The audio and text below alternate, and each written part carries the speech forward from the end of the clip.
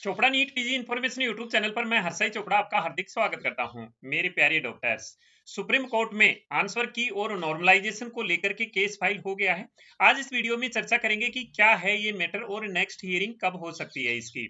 इसके साथ साथ ही मैं आपको ये बताऊंगा कि आप कैसे जानेंगे कि आपको कौन सी रैंक पर कौन सी ब्रांच में कौन सा कॉलेज मिलेगा, उसकी फीस क्या रहेगी, स्टाइपेंड क्या मिलेगा, कट ऑफ क्या रहेगी, ब्रांच वाइज कट ऑफ क्या रहेगी, कोर्स वाइज कट ऑफ क्या रहेगी।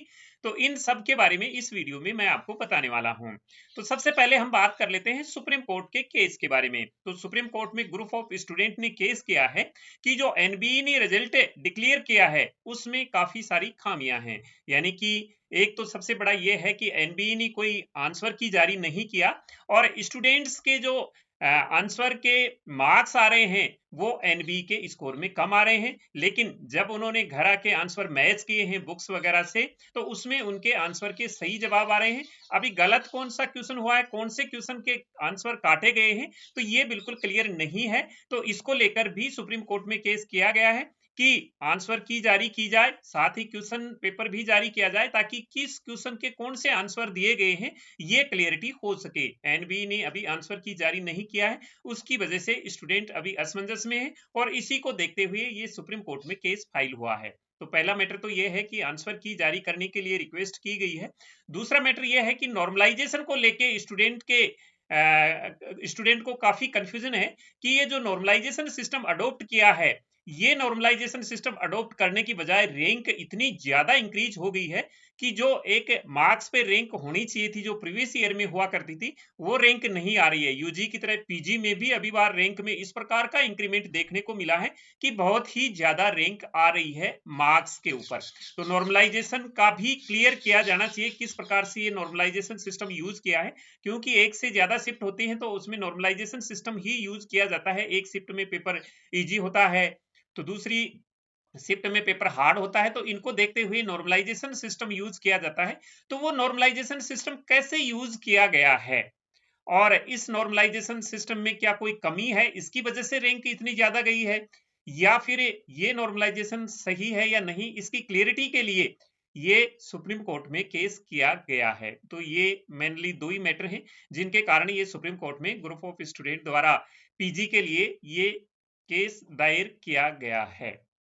अब इसकी नेक्स्ट हियरिंग कब होगी? तो इसकी नेक्स्ट हियरिंग नेक्स्ट वीक में हो सकती है। अभी ये केस फाइल हुआ है रजिस्टर में, रजिस्ट्री में ये केस रजिस्टर हुआ है और इसकी जो नेक्स्ट हियरिंग है वो नेक्स्ट हियरिंग नेक्स्ट वीक में होने की पॉसिबिलिटी है। तो जो भी इसका अपडेट रहेगा हम आपको बता देंगे। जो भी अपडेट रहेगा, क्या अपडेट है, कब इसकी डेट है।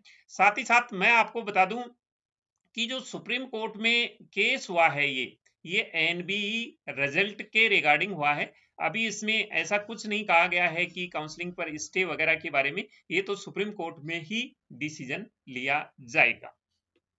अब सबसे बड़ा सवाल ये उठता है कि आपको आपकी रैंक पर कौन सा कॉलेज मिलेगा, कहां पर आपको कॉलेज मिल सकता है, कौन सी बेस्ट ब्रांच मिल सकती है, कितनी रैंक पर मिल सकती है और क्या मार्क्स पर मिल सकती है, कौन सी कैटेगरी में। तो ये जानने के लिए हमने आपके लिए बुक तैयार की है और इस बुक की मदद से आप अपने काउंसलिंग आसानी से करवा सकते हैं।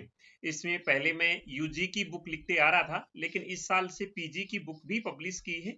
ये आपके लिए काफी फायदेमंद रहेंगी अगर आप पीजी में एडमिशन देख रहे हैं। तो इससे आपको एक आइडिया लग जाएगा कि आपको कौन सी ब्रांच बेस्ट मिल सकती है, कितनी रैंक पर कौन सी ब्रांच किस स्टेट में कौन सी कॉलेज मिल सकती है, क्योंकि अभी आपके पास में रैंक आ चुका है। तो इसके लिए मैं आपको पूरा प्रोसीजर समझा देता हूं कि कैसे आपने चेक करना है और क्या क्या फैसिलिटी इस बुक में अवेलेबल है। मैं सोचता हूं ये बुक आपके लिए काफी हेल्पफुल रहेगी इसमें। तो ये जो काउंसलिंग गाइडेंस है इसमें ऑल इंडिया कोटा के बारे में समझा रखा है, ऑल इंडिया कोटा के बारे में इसमें सब कुछ समझा रखा है। ऑल इंडिया कोटा के साथ साथ सेंट्रल यूनिवर्सिटी जैसे दिल्ली यूनिवर्सिटी है, एएमयू है, बीएचयू है और इसमें साइकेट्री रांची है। तो ये इन सब के बारे में समझा रखा है। साथ ही साथ डीएनबी के बारे में भी बहुत अच्छी तरह से इसमें समझाया है। इसमें MD, MS, diploma courses, DNB diploma, इन सब के बारे में अच्छी तरह से समझाया है। अब इसमें क्या क्या समझाया है वो मैं आपको यहाँ पर ब्रीफली बता देता हूँ, आपको कैसे कैसे इससे फायदा हो सकता है। इसमें एक तो सबसे पहले काउंसलिंग के बारे में समझाया गया है कि आपको काउंसलिंग कैसे करवानी है, कौन कौन सी काउंसलिंग होती है, किस प्रकार से काउंसलिंग करवानी है।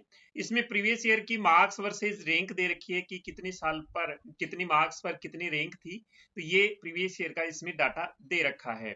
इसमें लिस्ट दे रखी जो एमसीसी द्वारा कौन कौन से एमडी, एमएस और डिप्लोमा कोर्स में एडमिशन करवाया जाता है, इसके बारे में आपको जानकारी बहुत ही जरूरी है, क्योंकि कौन कौन से कोर्स हैं, कौन कौन सी ब्रांच हैं जिनमें आपको एडमिशन मिल सकता है, और एमसीसी द्वारा इसकी कौन कौन से ब्रांच में काउंसलिंग करवाई जाती है, एडमिशन दिया जाता है। ऐसे ही डीएनबी कोर्स के लिए है लिस्ट इसमें कि ये कोर्स डीएनबी कोर्स हैं जो एमसीसी द्वारा ऑफर किए जाते हैं इसमें। इसके बाद में ऑल इंडिया कोटा की सीट मैट्रिक्स दी गई है, एमएस, एमडी, डिप्लोमा, और ये डीएनबी के लिए भी सीट मैट्रिक्स दी गई है। ये स्टेट वाइज बॉन्ड डिटेल दी गई है, स्टाइफंड दिया गया है, स्टाइफंड, एनुअल फीस दी गई है ऑल इंडिया कोटा की, सेंट्रल यूनिवर्सिटी की और डीएनबी कोटा की। तो इस प्रकार से इसमें ये सारी चीजें दी हुई हैं।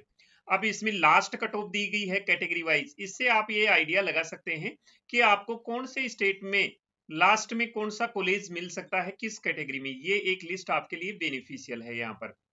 इसके बाद हर एक ब्रांच की category wise, college wise, round wise cut off दे रखी है यहाँ पर, राउंड वाइज कट ऑफ दे रखी है, जिससे आप आइडिया लगा सकते हैं कि आपको इस कैटेगरी में इस राउंड में यहाँ पर एडमिशन मिल सकता है, क्योंकि पिछली रैंक में और इस रैंक में सीट मिलने पे सेम सा ही प्रोसीजर होगा, यानी कि ज्यादा डिफरेंस नहीं आएगा। तो इससे आप आइडिया लगा सकते हैं कि आपको कहाँ एडमिशन मिल सकता है। अब आप देख कैसे सकते हैं, ये क्या क्या देख सकते हैं ये मैं आपको बताऊं। अब देखो यहाँ सीट मैट्रिक्स दे रखी है ऑल इंडिया कोटा के लिए, सीट मैट्रिक्स है यहाँ पर एमडी, एमएस, डिप्लोमा कोर्सेज के लिए। इसके बाद में इस प्रकार से स्टेट वाइज बॉन्ड डिटेल दे रखी है, कौन से स्टेट में बॉन्ड है, कौन से में नहीं है, एमडी, एमएस के लिए ये सारी डिटेल दे रखी है। अब इसमें स्टाइफंड दे रखा है, एनुअल फीस कितनी है, तो ये भी सारा इसमें सब कुछ समझाया गया है। अब इसमें stipend, annual fees central university के लिए दी गई है, डीएनबी कोटा के लिए दी गई है, यानी कि हर एक ब्रांच के लिए इसमें सब कुछ समझाया गया है इसमें। अब सभी ब्रांच के लिए इसमें कट ऑफ दी गई है, सभी कैटेगरी के लिए और सभी राउंड में। देखो ये कट ऑफ इस प्रकार से दी गई है, मैं आपको यहाँ पर ये समझा देता हूँ। जैसे कि मान लो वर्धमान महावीर है, कैटेगरी यहाँ ओपन है, इससे नीचे ओबीसी, ईडब्ल्यूएस सभी कैटेगरी की, ओपन कैटेगरी की एमडी रेडियो डायग्नोसिस में वर्धमान में फर्स्ट राउंड में ऑल इंडिया रैंक 13 गई थी, पिछले साल का ये है।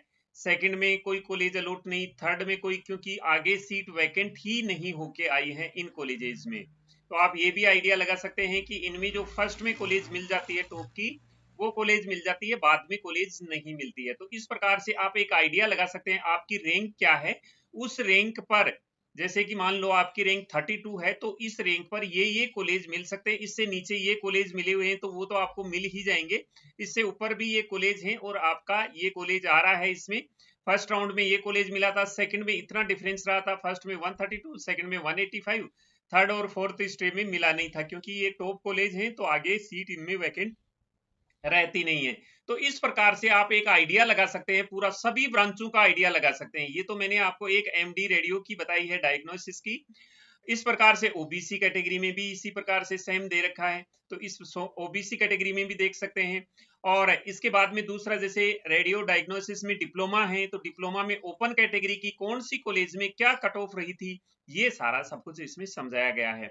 तो इससे आप एक आइडिया लगा सकते हैं कि आपको कौन सी ब्रांच मिल सकती है, कौन से स्टेट में मिल सकती है, कौन सी कॉलेज मिल सकती है, वो पिछले साल फर्स्ट राउंड में कितनी रैंक पर मिली थी, जो पिछली साल मिली थी वही इस बार भी मिलने की, क्योंकि रैंक में फर्क नहीं पड़ता है, रैंक थोड़ा बहुत ही फ्लक्चुएट होता है, इसमें ज्यादा फर्क नहीं पड़ता है। अब जैसे कि मान लो मैंने यहाँ डिप्लोमा रेडियो डायग्नोसिस का ओपन कैटेगरी का बताया है, यहाँ पर ओपन कैटेगरी की ये कट ऑफ डीएनबी कोटा के लिए है, ये डिप्लोमा कोर्सेज के लिए है। तो इस प्रकार से आप इसमें देख सकते हैं, एक पूरा कैलकुलेशन निकाल सकते हैं, एक व्हाइट पेज पर लिख सकते हैं आप कि मेरे को इन इन ब्रांच में ये कॉलेज मिल सकती है। ये बुक आपके लिए काफी बेनिफिशियरी साबित होगी इसमें। अब इसमें पीडियाट्रिक्स में देखते हैं हम ओबीसी कैटेगरी में, इसी प्रकार से इसमें भी सारा समझाया गया है, first round, second round, third round. तो ये मैं आपको एक एग्जांपल दे रहा हूं, बाकी इस बुक में बहुत कुछ है। आपको डीएनबी कोटा में देखना है, आपको ऑर्थो में देखना है, ओपन कैटेगरी में कौन सी रैंक पर कौन सा कॉलेज मिला हुआ है। ये बुक मैंने बड़ी मेहनत से बनाई है दोस्तों, और एक ही जगह आपको सब कुछ मिल रहा है। कहने का मतलब आपको सारे राउंड एक ही जगह मिल रहे हैं, कैटेगरी एक ही कैटेगरी में कौन से कॉलेज में क्या कट ऑफ रही है।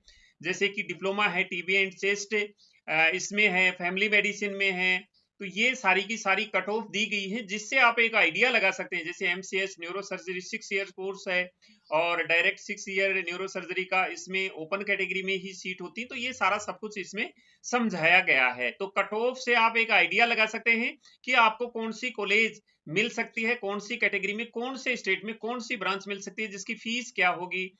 ये सारा सब कुछ समझा दिया है, जिससे आप पूरा एक आइडिया लगा सकते हैं इस बुक से।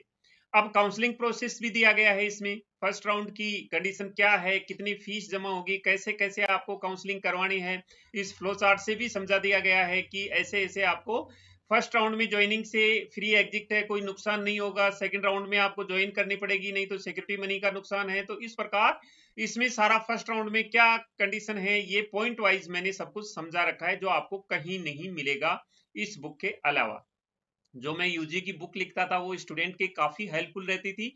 इसी विचार काफी स्टूडेंट का मेरे पास में ऐसे कमेंट्स आ रहे थे, क्योंकि 2016 से मेरे साथ बच्चे जुड़े हुए हैं, तो उनका अभी एमबीबीएस कंप्लीट हो गया है, वो पीजी के एडमिशन सर्च कर रहे हैं, तो उनके लिए ये बुक काफी हेल्पफुल रहेगी। और उन्होंने मेरे को कमेंट्स लिख के काफी बार बोला है कि सर, जिस प्रकार से आप यूजी की बुक लिख रहे हैं, इस प्रकार से पीजी की बुक भी पब्लिश कीजिए, ताकि हमारे को फायदा हो सके। अब इसको डाउनलोड करने के लिए आप इस वीडियो के डिस्क्रिप्शन बॉक्स से डाउनलोड कर सकते हैं। जैसे ही मोर पर क्लिक करेंगे, आपको इन बुक्स का लिंक मिल जाएगा यहाँ पर। जैसे यहाँ मैंने ऊपर ऊपर पीजी की बुक का लिंक दे रखा है, ये जो मैंने आपको सब कुछ समझाया है वो पीजी की बुक में मिल जाएगा, और ये नीचे यूजी की बुक का लिंक दिया गया है। इसको आप हमारी वेबसाइट www.chopraeducation.in से भी डाउनलोड कर सकते हैं। जैसे ही आप इस लिंक पर क्लिक करेंगे, तो आप डाउनलोड पेज पर पहुंच जाएंगे, तो वहां से आप इसको डाउनलोड कर सकते हैं। तो ये जानकारी थी इस बुक के बारे में, ताकि आप पीजी की काउंसलिंग अच्छी तरीके से करवा सकते हैं, आपको हर चीज का नॉलेज हो सके, कौन सी कॉलेज आपको कितने मार्क्स पर कहां पर मिल सकती है, कितनी रैंक पर मिल सकती है, ये सारा आपको आइडिया हो जाएगा इसमें। तो बाकी अपडेट्स के साथ में आपसे फिर से मुलाकात होगी। जैसे ही काउंसलिंग स्टार्ट हो जाएगी, मैं आपको इन्फॉर्म कर दूंगा। तो मिलेंगे नई अपडेट के साथ, नए वीडियो में आपसे फिर से मुलाकात होगी। तब तक मैं हर्षाई चोपड़ा आपसे लेता हूं विदा। जय हिंद।